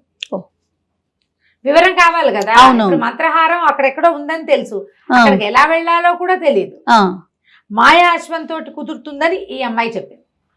అక్కడి నుంచి సరే ఆ కామరూప విద్య తీసుకుని ఆమె దగ్గర నుంచి ఆ విద్య సహాయంతో వాగు దాటి, ఆమెకు నమస్కారం పెట్టాడు, వాగు దాటి యువతలకు వచ్చేసాడు. వచ్చేసి యోగి దగ్గరికి వెళ్ళాడు. యోగి ఆశ్చర్యపోయాడు, గురిని ఎంత పనిచేసావు, చాలా అద్భుతంగా చేసావయ్యా, నువ్వు చాలా గొప్పవాడివి, నువ్వు అనుకున్న పని నీకు నెరవేరుతుంది అని చెప్పి ఆశీర్వదించాడు. అప్పుడు భజరంగుడు మన విజయధరుడు ఇద్దరు కలిసి అక్కడి నుంచి బయలుదేరి అట్నుంచి ఉత్తరంగా ఉన్నటువంటి ఈ వాగు దాటాలి, అడవి దాటాలి. అక్కడ అవతల అడవి దాటి వెళ్ళిన తర్వాత ఉన్న రాతి గుహలలో ఉన్నటువంటి రాక్షసిని చూడడానికి బయలుదేరారు. అయితే వీడు భజరంగుడికి వేగ్గా ఈ కథ చెప్పాడు. గంధర్వకన్య శాప విమోచనం అయిందని, ఆమె చెల్లెల్ని చూడబోతున్నాం మనము, ఆమె రాక్షసిగా మారిపోయిందిట. పగలు రాక్షసిగా, రాత్రిపూట గంధర్వకాంతగా ఉంటుంది అని చెప్పాడు. చెప్పాక ఈ ఇద్దరు కలిసి బయలుదేరి వెళ్ళడం మొదలుపెట్టారు. అడవంతా దాటడానికి వాళ్ళకి రాత్రి అయిపోయింది. రాత్రికి అక్కడికి చేరారు. అక్కడికి చేరేసరికల్లా వాళ్ళకి ఎట్లాంటి శబ్దాలు వినపడుతున్నాయంటే, ఎవరో అమ్మాయి రక్షించండి రక్షించండి అని అరుస్తుంది. ఆమె వెనకాల పెద్ద పటాలం అంతా పరిగెడుతుంది, చంపేయండి పట్టుకోండి అని. ఈ అమ్మాయి ఎవరిని పట్టుకోమంటున్నారో, ఎందుకో ఏమిటో మనం వచ్చే భాగంలో తెలుసుకుందాం. తప్పకుండా రమగారు. నమస్తే. నమస్తే రమగారు. నమస్తే జయ. రమగారు, మనము మాయాస్వం మంత్రహారం ఈ సిరీస్ చేస్తూ ఉన్నాం కదా, నెక్స్ట్ ఎపిసోడ్కి వెళ్దామా? సుమరంజని అమ్మాయి రెండో గంధర్వ కన్య. ఆ అమ్మాయికి మా శాప విమోచనం అయిపోయింది. మూడో అమ్మాయి శాప విమోచనం చేయమని ఈ విజయధరుడు భజరంగుడు వీళ్ళకి ఒక విల్లు 2 బాణాలు ఇచ్చింది అమ్మాయి. అవి తీసుకుని ఇక్కడ ఈ అడవి దాటాలి, ఇంకా అవతలకి వెళ్తే నీకు కుందేళ్ళు కనపడతాయి, అక్కడికి వెళ్ళమన్నారు. అమ్మాయి కుందేలుగా మారిపోయింది, 3వ అమ్మాయి మధురహాసిని. సరే ఏం చేశాడు, ఇక ఇద్దరు కలిసి బయలుదేరి వెళ్ళారు. రాత్రి మధ్యలో ఒక చోట విశ్రాంతి తీసుకున్నారు. మొత్తానికి ఈ అడవి దాటి అవతలి కోన దాటి ఆ అడవిలోకి వెళ్ళారు. వెళ్తే అక్కడంతా కుందేళ్ళే. సరే వీళ్ళు ఏం చేశారు, మనకు కావాల్సిన కుందేలు ఏదో వెతుక్కోవాలి కదా, మాటేసుకుని కూర్చున్నారు. ఏవో రకరకాల జంతువులనే కుందేళ్ళు బొరియల్లోంచి వస్తున్నాయి. చూడగా చూడగా చూడగా బాగా మధ్యాహ్నం దాటాక వీళ్ళకి తాము చూస్తున్న కుందేలు కనపడేది. బంగారు రంగులో ఉంది ఆ కుందేలు, ప్రత్యేకమైన కుందేలు, దాన్ని గుర్తుపట్టాలి కదా. అందరూ ఎన్ని కుందేళ్ళలాగా ఉంటే ఎన్నిటి కుందేళ్ళని చంపుతారు వీళ్ళు. అక్కడి నుంచి ఆ కుందేలు చూడంగానే వీళ్ళు ఏమన్నారు, మన బజరంగుడ్డిపడారు, ఇదే చూడు చూడు మిత్రమా చూడమన్నాడు. చూసేసరికల్లా విజయధరుడికి తెలిసింది ఒక ప్రత్యేకము, సైజు పెద్దది, తెలివిగా కనపడుతోంది. మిగిలిన వాటికన్నా ఊరికే ఎగురుడుగా లేదు, అది ఉందాగా ఉంది. తర్వాత బంగారపు రంగు, అది ముఖ్యమైనది. అక్కడి నుంచి గురి చూసి 2 బాణాలు ఒకేసారి కంట్లో పడేలాగా ఈ మాయ విల్లు ఇచ్చింది కదా వాళ్ళ అక్కయ్య, ఆ విల్లుతో కొట్టేశాడు. కొట్టేసేసరికల్లా పెద్ద మోత వచ్చింది, చాలా పెద్ద మంట వచ్చి ఆ కుందేలు మాయమైపోయి గంధర్వకాంత ప్రత్యక్షమైంది. ఎప్పుడైతే అమ్మాయి వచ్చిందో అక్కయ్యలు ఇద్దరు పరిగెత్తుకుంటూ వచ్చేసారు. ఒకళ్ళనొకళ్ళు కావలించుకుని సంతోషించారు. ఎంతకాలం క్రితమో వాళ్ళకి శాపాలు వచ్చేసినాయి, ఇప్పటికి విమోచనం లభించింది. సరే చాలా సంతోషించారు. ఎవరి వల్ల తమకి శాప విమోచనం జరిగిందో ఈ చిన్న అమ్మాయి కూడా అడిగింది. మధురహాసిని అడిగితే ఇగో ఇతనే తీసుకొచ్చాడు, తను ఇట్లా మనకు శాప విమోచనం చేశాడు, మా ఇద్దరిని కూడా అతనే రక్షించాడు, నిన్ను అతనే రక్షించాడు, అతనికి మాయాశ్వం గురించి కావాలి, ఆ వివరాలు చెప్పు, అది ఎక్కడుంది. మనం ముందే చెప్పేసుకున్నాం, విశ్వంభరుడు దాన్ని రాతిగా మార్చేశాడు. ఆ రాయిది ఎక్కడుంది అంటే సుప్రజ రాజ్యానికి పక్కన ఉన్నటువంటి అడవిలో క్రూరుడు అనేటువంటి ఒక మాంత్రికుడి చేతిలో ఉంది అది. ఆ క్రూరుడు ఎవరు, మొదట మాయావి రాక్షసుడు ఉన్నాడు కదా, అతని యొక్క కొడుకు. మొదటి రాక్షసుడు చచ్చిపోయాడు, అది ఎప్పుడో జరిగిందనమాట. తర్వాత తరానికి వెళ్ళిపోయింది అది. అయితే ఆ క్రూరుడు ఆ మాయాశ్వాన్ని మామూలుగా మార్చడం చేతకాక ఎందరో యోగులని ఋషుల్ని వాళ్ళని వీళ్ళని పిలిపించటము, ఎవరి వల్ల కాకపోతే వాళ్ళని బయటికి వెళ్ళనివ్వకుండా బంధించటము. వాడి దగ్గరే ఎంతోమంది బందీలుగా ఉన్నారు. సుప్రజ రాజ్యానికి 2వ వైపున్న అడవిలో కొన్ని కొండ కోనలు ఉన్నాయి, ఆ కోనల్లో ఉన్న గుహలలో వాడు ఉండొచ్చు. కాకపోతే అతను ఏం చేస్తున్నాడంటే ఇప్పుడు పరిస్థితి, యోగుల్ని వాళ్ళని బంధిస్తాడు, యువకుల్ని బలిస్తున్నాడు. అతను ఇంకొక మార్గం తెలుసుకున్నాడు, కొన్ని వేల మంది యువకుల్ని బలిస్తే ఇది ఏమైనా ఫలించవచ్చని ఒక ఆలోచనతో యువకుల్ని బలిస్తున్నాడు. ఇప్పుడు యోగి రూపంలో వెళ్ళినా వాడి దగ్గర కుదరదు, యువక రూపంలో వెళ్ళినా బలిస్తాడు. ఇది చూసుకోవాలి, ఫలానా చోట ఉన్నాడని చెప్పాక ఈ ముగ్గురు ఏం చేశారంటే తమ అమ్మాయి ఇచ్చిన విల్లేమో మాయమైపోయింది, పని అయిపోగానే ముగ్గురు కలిసి ఒక మంత్ర ఖడ్గాన్ని ఇతనికి ఇచ్చారు. ఇది చాలా అత్యద్భుతమైంది, విపత్కర పరిస్థితుల్లో నిన్ను రక్షిస్తుంది, నీ దగ్గరే ఉంచుకోమన్నారు. ఆ ఖడ్గాన్ని పుచ్చుకొని బజరంగుడు తర్వాత ఏమో విజయధరుడు ఇద్దరు కలిసి గుర్రం ఎక్కి బయలుదేరారు, సుప్రజ రాజ్యానికి చేరారు. మరి ఇక్కడ పని అయిపోయింది, ముందు తెచ్చుకోవాలి కదా, గుర్రాన్ని తెస్తేనే హారం వస్తుంది. సరే గుర్రం కోసం సుప్రజ రాజధానికి బయలుదేరి అక్కడ రాజధాని నగరంలో ఓ చోట ఒక సత్రంలో రూమ్ తీసుకుని పడుకున్నారు. అయితే వీళ్ళు బజరంగుడు నిద్రపోయాడు, కానీ ఈ విజయధరుడికి ప్లాన్ ఆఫ్ యాక్షన్ ఏమిటి, ఇప్పుడు రాజధానికి వచ్చాం, ఇక్కడి నుంచి మనం అది ఎట్లా తెలుసుకుంటాం. మామూలుగా ఏ రాజధానికైనా 4 పక్కల ఏవో ఒకటి ఉంటాయి, మనం ఓ పక్క నుంచి వచ్చాం, ఇంకా 3 పక్కలు ఉన్నాయి, 3 పక్కల్లో ఏ పక్కన ఈ క్రూరుడు ఉన్నాడని మనం ఇది చేయాలి. అట్లా ఆలోచిస్తూ what is plan of action అని ఆలోచిస్తున్నాడు అనమాట. ఆలోచిస్తుంటే ఏమిటో మాటలు వినపడుతున్నాయి, ఎవరో మాట్లాడుతున్నారు. ఊరికే ఒక చెవి అటు వేస్తే ఎవరైనా కొత్త వాళ్ళు వచ్చారా అని ఒక అధికారపూర్వకమైన స్వరం ఒకటి అడుగుతుంది. అడిగితే పెద్దగా లేరండి, ఒక 2 యువకులే వచ్చారు, మెరికల్లాగా ఉన్నారు, భోజనాలు చేసి పడుకున్నారు, ఇంకాసేపు సద్దుమణిగాక బంధించి తీసుకుపోండి అని చెప్తున్నారు. అంటే మెరికల్లాగా ఉన్నవాళ్ళు 2 అంటే మా తమిద్దరమే కావచ్చు, బంధించి తీసుకుపోండి ఇప్పుడే తిని పడుకున్నారు అంటే అది మనమే, నిద్రపోయే వాళ్ళని తీసుకుపోమని చెప్తున్నాడు. ఏమిట్రా ఇదని ఇంకా బజరంగుడిని లేపల, కత్తిపుచ్చుకొని సిద్ధంగా ఉన్నాడు. మెల్లిగా ఎవరో తలుపు తోసినట్టు తెలిసింది, గబుక్కుని లేచి వెళ్ళిపోయాడు. తలుపు నిదానంగా తోసిన వాళ్ళు అవతల వాళ్ళు ఏమనుకుంటారు, నిద్రపోతున్న వాళ్ళని చూడడానికి తోశారు. తలుపు తీయంగానే దబేల మీద ఒక మనిషి వస్తే ఉలిక్కి పడతారు కదా అవతల వాళ్ళు. వచ్చేసరికల్లా ఎవరు ఏమిటి అన్నాడు. మిమ్మల్ని బంధిస్తున్నాం. ఎందుకు బంధిస్తారు? అసలు మమ్మల్ని ఎందుకు తీసుకెళ్ళాలి?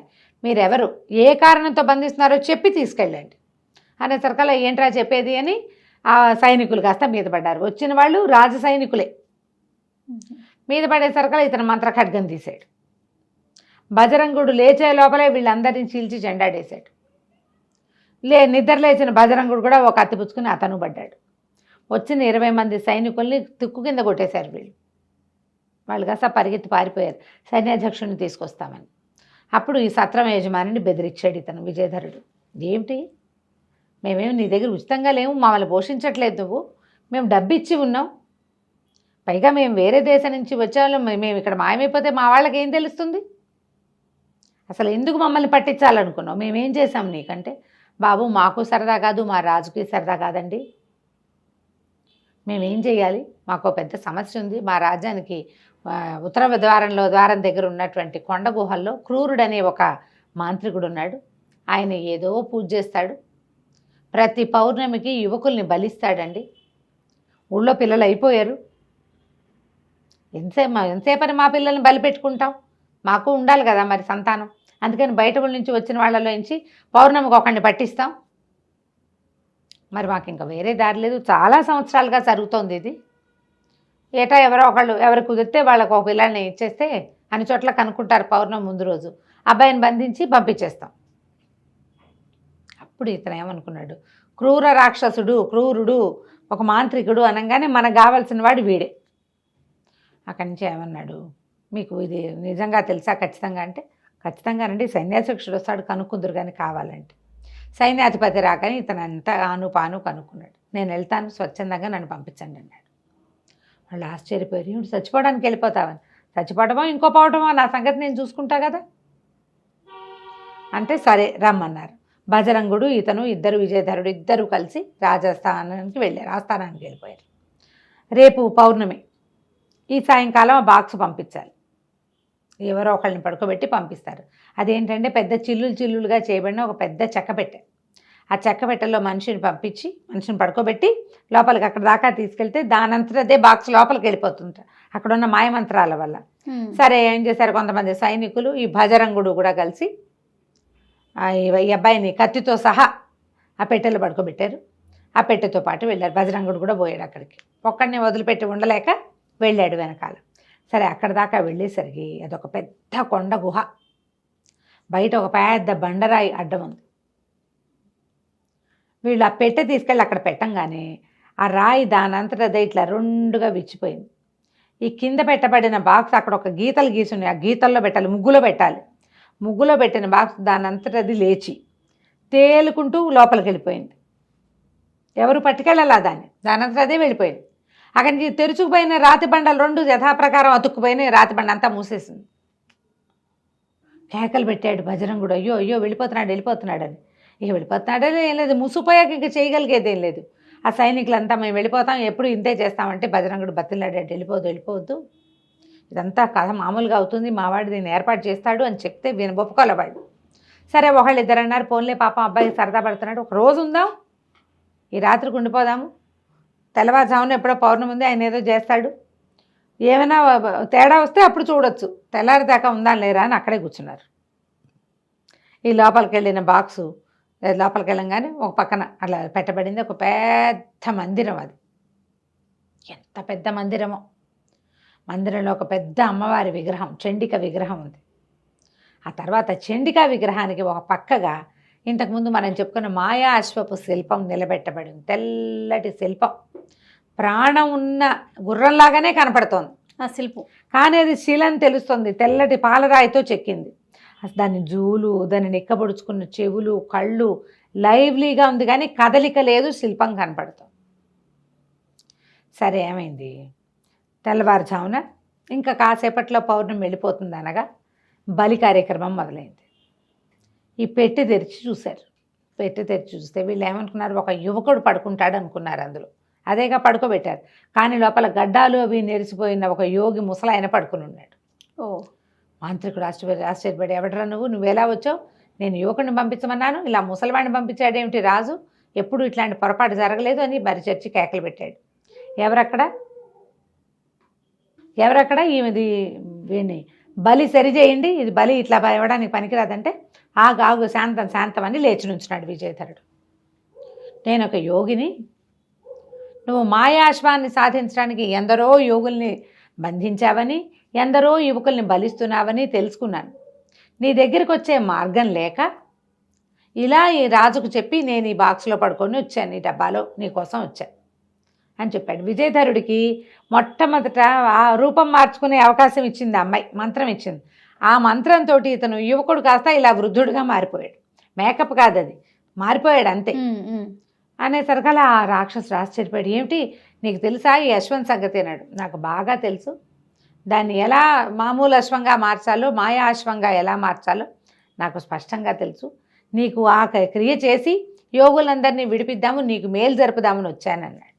అనేసరికల్లా బ్రహ్మానందపడిపోయాడు ఆ క్రూర మాంత్రికుడు, రాక్షసుడు మాంత్రికుడు. సంతోషం పట్టలేక ఆ బాక్స్లోంచి నిలబడిన వాడిని లేవదీసి కిందకి దింపుకున్నాడు. మీ మహానుభావ నువ్వు ఎక్కడో దొరికావు, నేను ఎన్ని సంవత్సరాల నుంచో ప్రయత్నిస్తాను, మా నాన్న ఎంతో ప్రయత్నం చేసి చచ్చిపోయాడు, ఒక ఇన్ని వందల సంవత్సరాల నుంచి నేను ప్రయత్నిస్తూనే ఉన్నా. అయితే ఈ గుర్రాన్ని ఏం చేయాలంటే ముందు నన్ను గుర్రం ఎక్కించు. అది ఎత్తైన పీఠం మీద నిలబెట్టబడింది. ఏం చేశాడు, బట్టల్లో దట్టిలో ఖడ్గంతో పాటుగా అవి ఒక పేటేసి గుర్రం ఎక్కించారు. గుర్రం ఎక్కించి కూర్చోగానే ఇక సంతోషం పట్టలేకపోయాడు విజయధరుడు. ఆ గుర్రాన్ని కావలిచ్చుకున్నాడు. మెడ మొహము అన్నీ సవరించాడు. ఆ మొహం మీద పదే పదే అనేసరికల్లా దాని మొహం మీద ఒక నుదుట్లో ఉంది కదా ఒక పాయింట్, అక్కడ ఎప్పుడైతే మానవ హస్తం తగిలిందో వెంటనే ఆ అశ్వం కాస్త నిజమైన అశ్వంగా మారిపోయింది. శిల్పం అశ్వంగా మారిపోయింది. శిల్పాశ్వం మాయాశ్వంగా మారిపోయింది. మారిపోయేసరికల్లా ఇంకా ఆనందం పట్టలేకపోయాడు. వీడికి ఆనందంగానే ఉంది, రాక్షసుడికి ఆనందంగానే ఉంది, మాంత్రికుడికి కూడా. ఎగిరి గంతేసాడు ఆ మాంత్రికుడు. దీన్ని ఎట్లా వాడాలో చెప్పు, దిగు దిగు నాకివ్వు అన్నాడు. అనేసరికల్లా ఇంత కష్టపడి ఇంత దూరం వచ్చింది నీకు ఇవ్వడానికి కాదురా మూర్ఖుడా, నువ్వు ఎంతమందినో సంహరించావు దీనికోసం, నీకు ఇచ్చేందుకు రాలేదు అనగానే ఆ మాంత్రికుడికి పిచ్చి కోపం వచ్చేసింది. అదేమిటి నువ్వు నాకు మోసం చేస్తావా, నీ సంగతి చెప్తానని మంత్రదండాన్ని తీసాడు. కానీ ఈ మంత్రదండాలు నేల మీద ఉన్నప్పుడు పనిచేస్తాయి. ఇదేమో బ్రహ్మవాక్కుతోటి అశ్వం ఇలా మారింది, శిల్పం అశ్వంగా మారింది. దాని మీద ఏ మాయలు మంత్రాలు పనిచేయవు. ఓహో, దాని మీద ఉన్నవాడిని ఎవరూ ఏమీ చేయలేరు. అది అప్పుడు అదే కదా చెప్పాడు, అజేయమైన శక్తి వచ్చేలాగా బ్రహ్మ దగ్గర వరం పొంది ఉన్నాడు అతను విశ్వంభరుడు. దాంతో ఇతను ఏం చేశాడు, మొల్లోంచి ఖడ్గం తీసి ఒక్క ఉదుటున ఈ మాయావిరా ఇతని మీద క్రూరుడి మీదకి దూకి మెడ ఉత్తరిచ్చేశాడు. అతని మీద మంత్రదండపు శక్తులు పనిచేయలేదు, ఇతను చనిపోయాడు కూడా. ఎప్పుడైతే ఇట్లా ఇతని తల సీగ తరగబడిందో వెంటనే భైరవి విగ్రహం కాస్త పగిలిపోయింది డామని. పగిలిపోవటం ఏమిటి, అప్పటిదాకా ఒక చీకటిగా గాఢాంధకారంగా అక్కడక్కడ వెలిగించిన ఆవదపు దీపాలు తప్పిస్తే ఏమీ లేని ఆ దేవాలయంలో, ఆ మందిరంలో మొత్తం అంతా ప్రకాశవంతంగా అయిపోయింది. వెలుతురు వచ్చేసింది అనమాట. ఒక్కసారి చీకటి శక్తులన్నీ బయటికి వెళ్ళిపోయినాయి, వెలుగు వచ్చేసింది లోపలికి. అక్కడి నుంచి ఇతను ఏం చేశాడు, దిగి ఇప్పటి వరకు అక్కడక్కడ గదుల్లో బంధించబడి ఉన్నారు యోగులని వాళ్ళని అందరినీ రక్షించడానికి పూనుకున్నాడు. అక్కడి నుంచి తన దట్టిలో భస్మపు గుళికలు ఉన్నాయి కదా, ఆఖరి గుళిక ఒక్కటి ఉంది, ఆ గుళికని ఆ గుహాద్వారం మీదకి విసిరికొట్టాడు. విసిరేసరికి అది పగిలిపోయింది, ఓపెన్ అవగానే బజరంగుడు ఇంకొంతమంది సైనికులు సాయం ఉన్నారుగా, అందరూ పరిగెత్తుకొచ్చారు లోపలికి. వచ్చి లోపల గదుల్లో, చెరసాల్లో, కారాగారాల్లో, లోపల గుహల్లో, చిన్న చిన్న బిలాలలో దాచిపెట్టబడిన ఎందరో యోగుల్ని, ఋషుల్ని అందరినీ బయటికి తీసుకొచ్చారు. అందరూ జయ జయధ్వానాలు చేశారు. నువ్వు ఎంతో గొప్పవాడివి, రాజకుమారుడు క్షత్రియులకు ఉండవలసినటువంటి సాహసం ఉంది నాయన, ధైర్య సాహసే లక్ష్మి, నువ్వు చక్కగా జయిస్తావు, నువ్వేం చేయదలుచుకున్నావు అది చేస్తావని అందరూ ఆశీర్వదించారు. ఇంక ఇప్పుడు నెక్స్ట్ది మంత్రహారాన్ని సాధించాలి. సరే, ఈ గుర్రాన్ని ఎక్కి బజరంగుడితో కలిసి విజయధరుడు బయలుదేరాడు. ఇక్కడ యోగులని, ఋషులని వాళ్ళని రక్షించి, సిద్ధపురుషులను రక్షించి బజరంగుడితో కలిసి విజయధరుడు మాయా అశ్వాన్ని ఎక్కి శివపర్వత శ్రేణుల్లో ఉన్న భువనేశ్వరి మాత ఆలయానికి వెళ్ళాలని చెప్పాడు గుర్రానికి. అది ఎగురుకుంటూ తీసుకెళ్ళిపోయింది. ఇక్కడి నుంచి ఆకాశ మార్గంలో ఎగురుతూ కింద కనపడుతున్న వింతలు, విడ్డూరాలు, విశేషాలు, తమ దాటి వచ్చిన 3 గంధర్వ కన్యల్ని కలుసుకున్న అడవుల్ని అన్నిటినీ దాటుకుంటూ అక్కడికి వెళ్ళారు. ఆయన చెప్పినటువంటి మహీపతి రాజ్యం అది కూడా కనపడింది. నందముని చెప్పాడు మహీపతి రాజ్యం, దాన్ని ఆనుకునే శివపర్వత రాజ్యం కూడా కనపడుతోంది. ఈ రాజ్యము అవి దాటి వెళ్ళాక శివ పర్వతాలైతే ఏవో కనపడుతున్నాయి, కానీ ఆలయం ఎక్కడుందో తెలియలే. సరే, గుర్రం బాగా అటు ఇటు తిరిగి మొత్తానికి ఆ ఆలయం వైపుకి తీసుకెళ్తే ఆలయం దూరంగా కనపడుతోంది. ఆలయానికి వెళ్ళే దారిలో అంత మామూలు దారి కనపడుతోంది. ఈ దేవతలు దేవగణాలు కొన్ని కాపలా ఉంటాయట అమ్మవారి ఆలయానికి, ఆ భువనేశ్వరి దేవి ఆలయానికి. మొత్తం జలమయం చేసేసారు వాళ్ళు. అంతా నీళ్ళే, మధ్యలో గుడి, చుట్టూతా నీళ్లు. ఆ నీళ్లు దాటుకుని ఎలా వెళ్తారు? సరే, నీళ్ళలోకి దిగుదామనుకున్నారు. నీళ్ళలోకి దిగితే ఎలా ఉంటుందో. అయితే ఏంటంటే ఈ గుర్రము నీటిలో కూడా ప్రయాణించగలిగే గుర్రం. ముందు భయపడ్డాడు విజయధరుడు, మర్చిపోయాడు. అది ఆకాశ గమనమే కాదు, ఆకాశంలో ఉన్నప్పుడు విమానంలాగా, నీళ్లలో ఉన్నప్పుడు జలాంతర్గామిలాగా ప్రయాణం చేయగలదు అది. ఆ గుర్రం ఆ నీళ్ళలో, అందుకే మాయా అశ్వం అయింది. ఆ నీళ్ళలోకి దిగి నీళ్ళలోంచి వీళ్ళిద్దరిని తీసుకెళ్ళింది లోపలికి. భువనేశ్వరి ఆలయం లోపలికి వెళ్ళిపోయారు. కొన్ని దేవగణాలు అడ్డం పడ్డాయి. ఆ అడ్డం పడ్డ వాళ్ళందరితోటి ఈ మంత్రఖడ్గం ఉందిగా, ఇతని దగ్గర 3 గంధర్వకాంతలు ఇచ్చింది, దాంతో యుద్ధం చేస్తారు. పైగా ఈ గుర్రం మీద ఉండి యుద్ధం చేసిన వాడికి ఎదురే లేదు. అతనికి ఒక్కొక్క శక్తి తెలుస్తుంది, దానికి ఏమేమి ఉన్నాయి అని. అది ఆకాశంలో పరిగెడుతుంది, ఆకాశంలో ఎగురుతుంది, నీళ్ళల్లోకి ఈత్తుంది. ఎవరైనా అడ్డొచ్చినా వాళ్ళని జయించే శక్తి ఇస్తుంది తనకి. ఆ గుర్రంతో పాటు లోపలికి వెళ్ళిపోయాడు. చాలా పెద్ద విశాలమైన దేవాలయం, బంగారు కాంతులు ఇంతు. లోపలికి వెళ్తే అమ్మవారి విగ్రహం ఎంత పెద్ద విగ్రహమో, అసలు ఇట్లా ప్రతిమా స్వరూపం, అత్యద్భుతంగా ఎవరినో కూర్చోబెట్టి వాళ్ళని చేసినట్టుగా ఉంది. శిల్పంలాగా అనిపించట్లా, ఒరిజినల్గా ఉంది. కానీ అవి వస్తువులన్నీ కూడా ఆమె ఒంటి మీద చెక్కడంగా ఉన్నాయి, కానీ ఆ మంత్రహారం ఏదైతే ఉందో అది కనిపించాలి. మంత్రమణిహారం అన్నిటితో పాటే అది ఉంది. అక్కడ ఎలా తీసుకోవాలి? అది ఊడి రావాలి. శిలలో ఇంచి ఉన్న శిల మీద ఉన్న వస్తువులు ఎలా ఊడొస్తాయి? ఇక పరిపరి విధాల నమస్కారం చేసుకున్నారు. ఏం చేసినా తెలియలే. అక్కడి నుంచి ఏం చేశాడు ఈయన, బాగా ప్రార్థించాడు ఇతను విజయధరుడు. అమ్మ అమ్మలుగానే ఏమన్నాడు, బోళ్ళని పద్యాలు పాడాడు, పాటలు పాడాడు, శ్లోకాలు చదివాడు, తనకు వచ్చినవన్నీ వల్లించాడు. ఎవరైనా సహాయం చేస్తారేమో ఋషులు మునులు అని గుర్రాన్ని దిగి లోపలంతా వెతికాడు. సబరికి విసుగు పుట్టింది. ఎంత దూరం వచ్చాను, ఇంత శ్రమపడ్డాము, ఇంత దూరం వచ్చాము. దాంతోపాటుగా ఈ విషయాన్ని నాకు చెప్పిన నందముని కూడా శీలైపోయాడు పాపం. అవును, కూతురుతో పాటు తండ్రి శీలైపోయాడు. వాళ్ళకు కూడా నిష్కృతి లేకుండా పోతుందని భువనేశ్వరి మాతని పదే పదే ప్రార్థించి, అమ్మ కేవలం నేను ప్రేమించిన ప్రేయసిని, ఒట్టిగా ఒక చిన్న ఫోటో చూసి ప్రేమించాను, చిత్రం చూసి ప్రేమించాను, ఆమె యొక్క దుస్థితిని తప్పించాలనుకున్నా, ఆ తండ్రి దుస్థితి కూడా తప్పిస్తానని మాటిచ్చి వచ్చాను. క్షత్రియుడిని నా మాట దక్కేలాగా లేదు. ఒట్టి చేతులతో ఇంటికి ఏమని పోను? సరే, నా శిరస్సు నువ్వు తీసుకోమని చేతిలో ఉన్న మంత్రఖడ్గంతో మెడ నరికేసుకున్నాడు. ఎప్పుడైతే ఇతను మెడ నరుకుని నెత్తురు జిమ్మిందో, ఆ బజరంగుడు కేవమని మిత్రమాని కేకలు పెడుతూ స్పృహ తప్పి పడిపోయాడు. శిరస్సు పోయి దొర్లుకుంటూ, మొండెం పడిపోయింది, శిరస్సు దొర్లుకుంటూ భువనేశ్వరి అమ్మవారి పాదాల దగ్గరికి వెళ్ళి పడింది.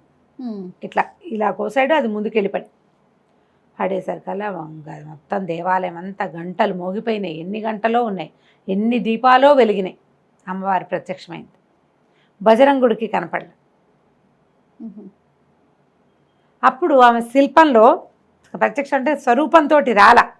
ఏ శిల్ప స్వరూపంలో అమ్మవారు దేవతా విగ్రహ స్వరూపంలో ఉందా అంతా ఏమో విగ్రహంలో కలిసినట్టే ఉంది. ఈ ఒక్క మణిహారం మాత్రం విడిగా కనపడడం మొదలుపెట్టింది. తీసుకోవడానికి వీలుగా మిగిలినవన్నీ చెక్కారు. అన్నీ ఆ విశ్వకర్మ ఎవరో చెక్కాడు కదా, చెక్కాడు. కానీ ఈ పైన హారం మాత్రం ఆమె వేసింది, అది కలిసిపోయి ఉంటుంది అందులో. ఆ హారం మాత్రం దగదగలాడుతూ కనపడడం మొదలుపెట్టింది. అక్కడి నుంచి ఆవిడ, చాలా మెచ్చుకుంటున్నాను నిన్ను, క్షత్రియుడు అన్నవాడు ఇచ్చిన మాట నిలబెట్టుకోవాలి, చెప్పిన పని చేయగలగాలి, దానికి సరిపడా సాహసం ఎవరికైతే ఉందో వాడు ఎప్పుడూ జయిస్తాడు.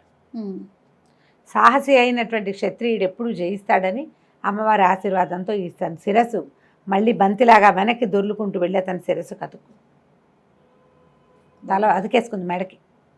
లేచి నిలబడ్డాడు, చూస్తున్నాడు విగ్రహంలో ఆ నగ కనపడుతోంది. ఆకాశవాణి వినపడింది, అశరీరవాణి. రాకుమార, నీ ధైర్యం సాహసానికి మెచ్చుకుంటున్నాను.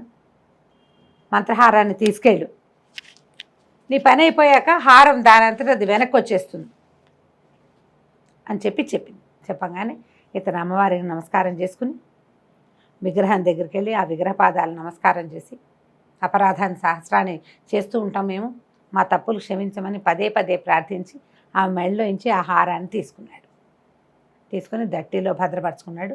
అక్కడ బోల్డ్ అనే పూజా సామాగ్రి అవి ఇవి చాలా ఉన్నాయి, ప్రసాదాలు చాలా ఉన్నాయి. అంటే పళ్ళు గిళ్ళు ఉన్నాయన్నమాట, పళ్ళు పువ్వులు నీరు ఉంటే ఆ మంత్రజలాన్ని అది మనం అమ్మవారికి పెడతారు కదా చెంబులో కలశోదకం, ఆ కలశోదకాన్ని చల్లాడు భద్రంగుడి మీద. భద్రంగుడి మిత్రమా అని ఏడుస్తూ లేచి కూర్చున్నాడు. చచ్చిపోయావా అని. చచ్చిపోలేదురా నాయన, బతికే ఉన్నాను, పద వెళ్ళిపోదామన్నాడు. సరే లేచి వీళ్ళు గుర్రం దగ్గరికి వచ్చేసరికల్ గుర్రం చక్కగా స్థిమితంగా నుంచునుంది అక్కడ. ఇద్దరు కలిసి ఆ గుర్రం ఎక్కారు. గుర్రం ఎక్కేసరికల్లా బయట అంతకుముందు వాళ్ళు ఎన్ని నీళ్లు చూశారు, ఒక చుక్క నీరు లేదు. పర్వత శ్రేణిలో ఇట్లా కొండ మీద నిలబెట్టినట్టుగా ఉంది అమ్మవారి దేవాలయం. ఆ దేవాలయంలో నుంచి దిగి ముందు నందముని ఆశ్రమానికి వెళ్ళారు. వెళ్ళి ఏం చేశాడు, ఆ లోపల చూస్తే నందముని భార్య మాత్రం దిగులుగా అక్కడే తిరుగుతూ ఆవిడ పని చేసుకుంటుంది. మరి ఏం చేస్తుంది, ఆ ఇంట్లో వాళ్ళు చేయవలసిన నిత్యాగ్నిహోత్రం చేసుకుంటూ ఆ శిలగా మారిపోయిన భర్తని కూతుర్ని చూస్తూ కన్నూరి మున్నీరవుతూ పాపం అలాగే ఉంది. ఇతను లోపలికి వెళ్ళి ఏం చేశాడు, కాళ్ళు చేతులు కడుక్కుని నమస్కారం చేసి అగ్నిహోత్రానికి తన దట్టిలో ఉన్న ఆ మంత్రహారాన్ని ఎత్తి ఆ అమ్మాయి విగ్రహం మెడలో వేసేసాడు. శిల్లలాగా మారిపోయింది, శిల్పంలాగా శిల్పం మెడలో వేసేసాడు. అమ్మవారిని విగ్రహం అనాలి, అమ్మాయిని శిల్పం అనాలి, తేడా ఉంది కదా. సరే, ఈ శిల్పం మెడలో వేసేసరికి వెంటనే అమ్మాయికి వచ్చేసింది, నార్మల్ రూపానికి వచ్చేసింది. అయితే ఈ శిల్పం నుంచి మనిషిగా మారిపోయిన ఈ అమ్మాయి తండ్రి పక్కనే నుంచున్నాడు కదా, ఏం చెయ్యి ఆయనకి తగిలేసరికల్లా ఆయన కూడా మామూలుగా అయిపోయాడు. అమ్మ మామూలుగా అయిపోయింది, చూసుకుంటే కూతురు నార్మల్గా. ఆయన పరమంగా విపరీతంగా సంతోషించాడు. నాయన, నీ వల్ల కదా నా కూతురు ఇప్పుడు మొత్తానికి జీవితం వచ్చింది అని కూతురికి జరిగిందంతా చెప్పాడు. ఎప్పుడైతే ఈ అమ్మాయికి నార్మల్సీ రూపం వచ్చి మనుషుల్ని మామూలుగా చూడటం మొదలుపెట్టిందో ఆమె మెడలో నుంచి మంత్రహారం వీళ్ళు చూస్తుండగానే మాయమైపోయింది. మాయమైపోయిన మంత్రహారం భువనేశ్వరి దేవి మెడలోకి వెళ్ళిపోయింది. దానంతట అదే ఈ నందమహామని కూతురు మానసప్రియ ఆ అమ్మాయిని ఇచ్చి పెళ్లి చేశాడు. కన్యాదానం చేశాక అప్పుడు మానసప్రియ మన విజయధరుడు బజరంగుడు మానసప్రియని ముందు మధ్యలో ఈయన కూర్చుని తన వెనకాల బజరంగుని కూర్చోబెట్టుకుని మాయాశ్వాన్ని అధిరోహించి తన ఊరు వెళ్ళిపోయాడు. తండ్రి దగ్గరికి వాళ్ళ రాజ్యానికి వెళ్ళాడు. ఈ ఆకాశంలో నుంచి వస్తున్న అశ్వాన్ని చూసి కేరింతలు కొట్టారు జనమంతా. ఏమిటో జరుగుతోంది, ఎవరో వస్తున్నారని. దగ్గరికి వచ్చేసరికి రాకుమారుడిని గుర్తుపట్టారు. తండ్రి ఎంతో సంతోషంగా ఇట్లా తను అనుకున్న పనిని సాధించాడు కొడుకని అప్పటిదాకా యువరాజుగా ఉన్న విజయధరుడికి పట్టాభిషేకం చేశాడు. మళ్ళీ ఊరెళ్ళాక మళ్ళీ విశేషంగా వివాహం చేసి రాజ్యంలో ఉన్న వాళ్ళందరికీ కన్నుల పండుగ ఎంతో సంతోషంగా రాజ్యాన్ని చేసుకున్నారు. ఆ మాయా అశ్వం వీళ్ళ దగ్గరే ఉండిపోయింది. అది అతను ఎప్పుడూ వాడేవాడు కాదు. ఏదైనా విపత్కర పరిస్థితి వచ్చినప్పుడే దాన్ని వాడుకోవాలని దాన్ని శిల్పంగా మార్చి తమ పూజా మందిరం పక్కనే ఆ శిల్పాన్ని ఉంచుకునేవాడు అన్నమాట. ఆ శిల్పం వీళ్ళ దగ్గరే ఉండిపోయింది. ఎప్పుడైనా ఎవరికైనా అవసరం వచ్చినప్పుడు చూడొచ్చు అనుకున్నారు. దాన్ని నిత్యం తుడుస్తూ చక్కగా శ్రద్ధగా జాగ్రత్తగా అట్టు పెట్టుకునేవారు. ఎప్పుడైనా యుద్ధాలప్పుడు మాత్రమే ఆ అశ్వాన్ని వాడేవాళ్ళు, అవసరానికి మాత్రమే వాడేవారు, అవసరమైనప్పుడు వాడుకున్నారు. దీంతో మాయాశ్వం మంత్రహారం కథ సమాప్తం అయిపోయింది. చాలా బాగుంది రమ్మగారు.